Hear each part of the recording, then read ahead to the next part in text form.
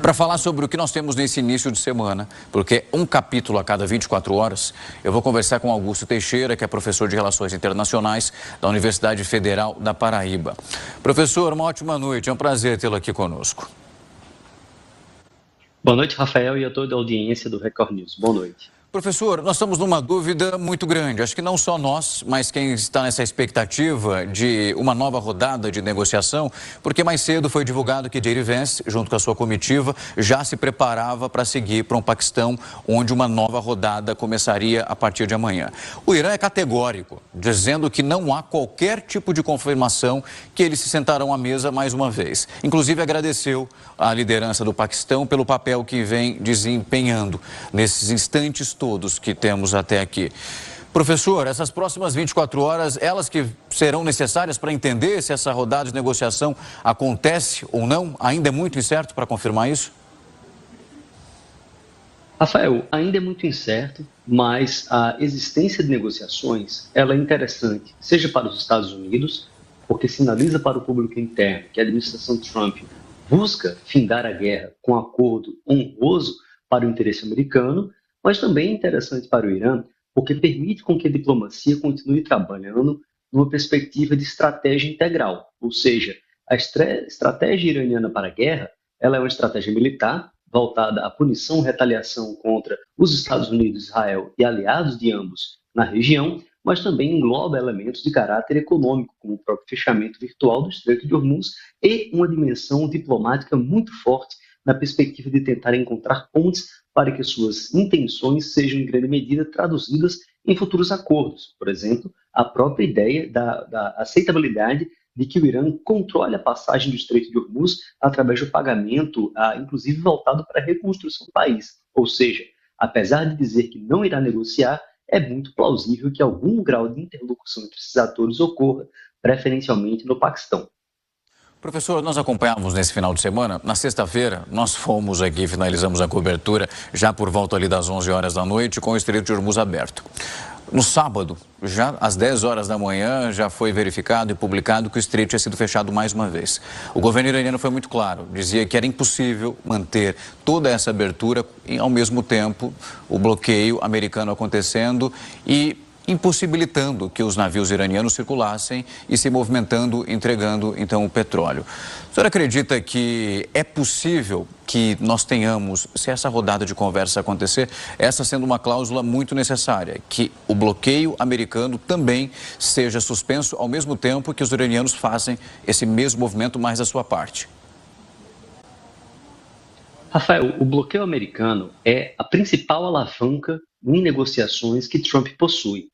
Ao bloquear quem bloqueia o estreito, ele busca gerar um custo adicional ao Irã, buscando compeli-lo a negociar. A questão é que isto envolve essencialmente uma capacidade do país e dos países aliados absorverem o impacto da restrição da oferta de energia no globo, o que obviamente de um lado favorece a Rússia, faz com que a China entre na jogada cada vez mais fortemente apoiando as negociações e, por outro, estresse a aliança americana, seja com os países da OTAN, mas também com países aliados da Ásia-Pacífico, notadamente a Coreia do Sul e o Japão. A grande questão é que os termos da negociação ainda são muito complicados para ambos os atores. De um lado, você tem um cessar-fogo, mas os termos do cessar-fogo foram dúbios desde o início. De um ponto, não ficou claro se a questão do Líbano estaria envolvida.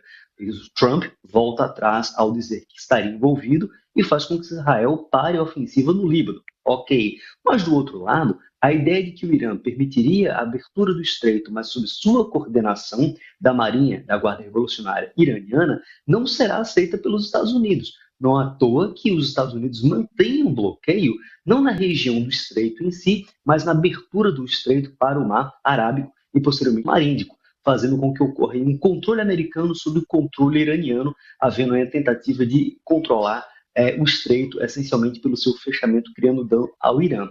A grande questão é que essa é a grande alavanca, vantagem de Trump, e dificilmente ele pode ceder isso para Teherã, no contexto em que Teherã também aparenta não estar cedendo nos pontos mais importantes para os Estados Unidos, notadamente a questão relacionada ao enriquecimento de urânio e à paralisia do seu programa nuclear. É por isso que é uma negociação muito importante, mas que ainda existe espaço para negociação, não obstante o risco de retorno às hostilidades em caráter direto possam vir a ocorrer. De um lado, os Estados Unidos estão aumentando a sua presença militar na região, com airlifts volumosos para o Oriente Médio, e o Irã, obviamente, aproveita essa cessar-fogo quase como uma pausa operacional caso as hostilidades voltem a ocorrer. É por isso que é um cessar-fogo importante, a negociação é colocada na mesa, mas nada garante que ela irá vingar, Rafael.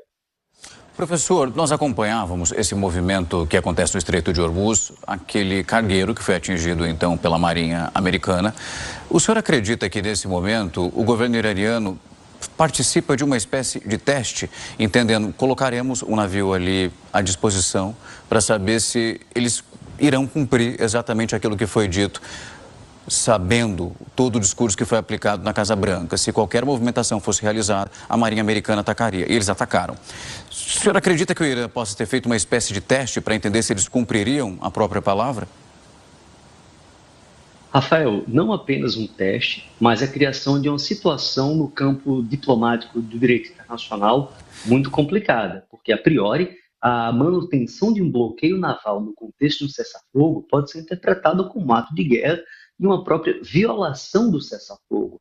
Assim sendo, o Irã, no campo da negociação e da tentativa de buscar legitimidade da sua ação no campo internacional, busca criar a seguinte noção de que os Estados Unidos não negociam em boa-fé, mantém um bloqueio mesmo no contexto de cessar-fogo e não é, em grande medida, regido pelos termos que ele próprio negociou. Então, assim, eles perdem financeiramente com a apreensão do cargueiro, mas, por outro, colocam de forma notória que os Estados Unidos, no contexto de cessar-fogo, realizam um ato de força e violência dentro do campo de águas internacionais, o que, em tese, seria proibido. Da mesma forma que não cabe ao Irã fechar o estreito, já que são águas internacionais e é um custo de linhas de comunicação oceânica essenciais para o comércio global, ou seja, ambos têm problemas no tocante à legalidade das suas ações, mas o Irã usa isso como instrumento de pressão e barganha dentro do campo do direito internacional e, obviamente, da própria comunidade internacional, mas com efeitos limitados, em virtude de que esta administração americana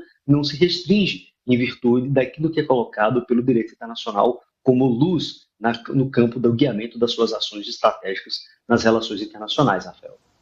Professor, há também, além dessa conversa entre Estados Unidos e o governo iraniano, uma outra rodada, mas dessa vez envolvendo Israel e o Líbano.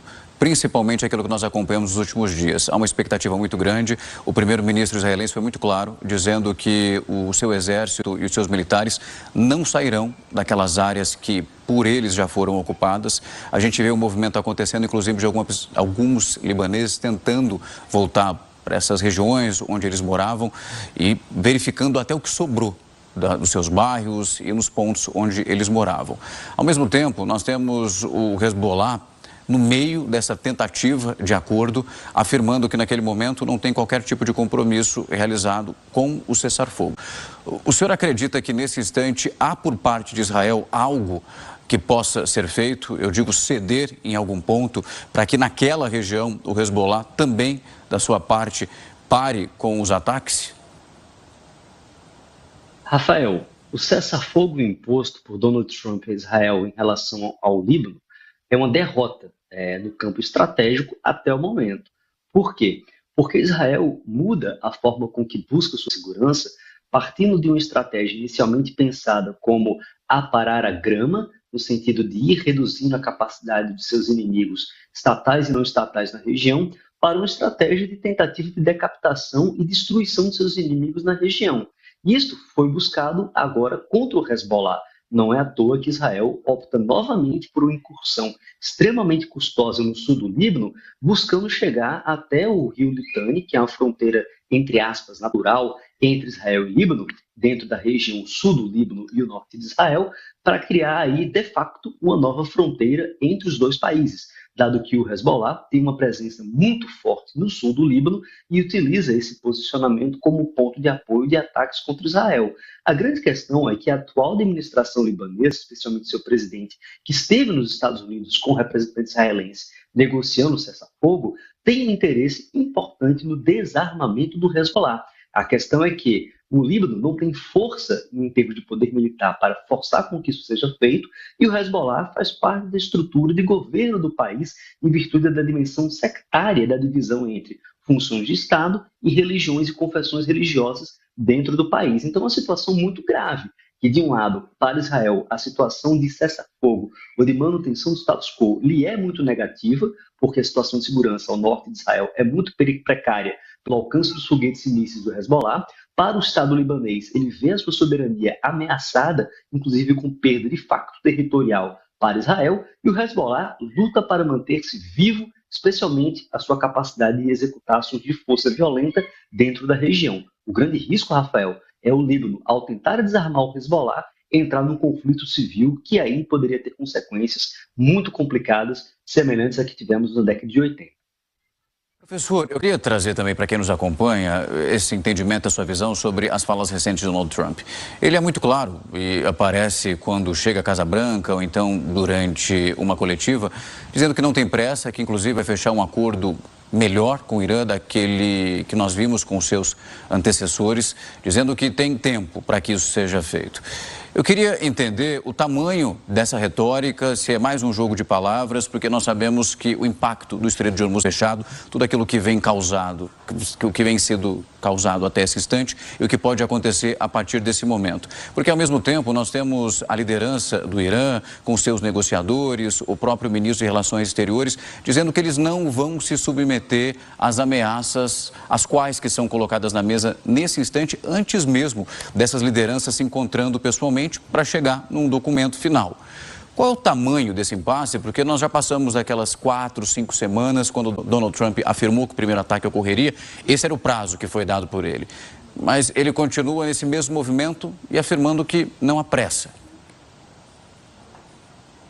Rafael, eu acho que a gente tem que sempre dividir as falas de Donald Trump voltadas para o público interno dos Estados Unidos, especialmente os mercados, em que ele anuncia a possibilidade de negociação, a possibilidade de chegar a um acordo muito voltado a tentar controlar o ânimo do preço do barril do petróleo e de outras ações negociadas nos mercados globais.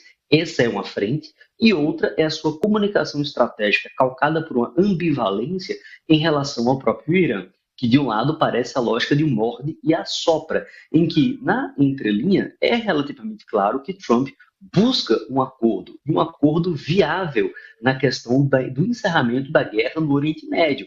É importante notar que ele faz coisas que nenhum outro líder americano fez recentemente, como impor uma interrupção de combate por parte de Israel, impondo cessar-fogo, como ele fez em relação ao Líbano recentemente. Isso é interessante na perspectiva de que você tem nos Estados Unidos o principal aliado de Israel no mundo, essencialmente.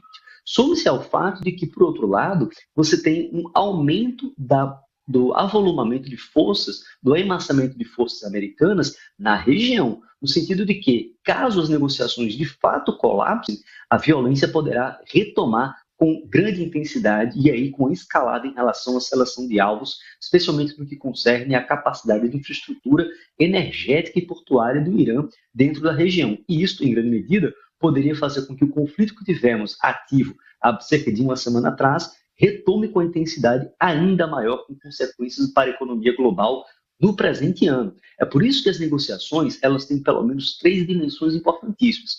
Uma, entre os negociadores de Islamabad, 2, entre Paquistão, Turquia, Índia e China, especialmente, que são atores debasteadores, e 3, é como o público interno dos Estados Unidos e os lobbies permitem com que certas decisões sejam tomadas. Lembrando que o Irã também sofre questões relacionadas à estrutura oficial do Estado no campo político, ligado ao Ayatollah, versus uma guarda revolucionária cada vez mais forte, inclusive politicamente. Então, é uma situação muito complicada para se chegar a um acordo, quando boa parte dos atores acham que quem piscar primeiro perde. Enquanto isso, todo o globo perde.